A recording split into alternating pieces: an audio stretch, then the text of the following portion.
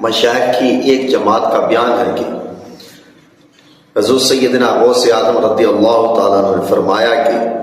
قیامت تک میں اپنے تمام مریدوں کا ضامن ہوں، ان کی موت توبہ پر واقع ہوگی، یعنی بغیر توبہ کے وہ نہ مریں گے۔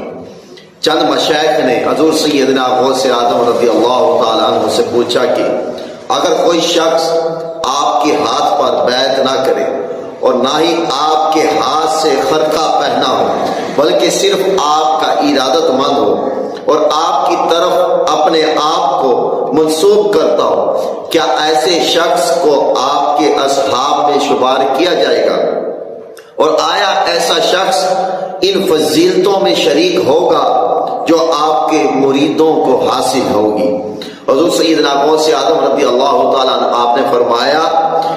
کہ جس شخص نے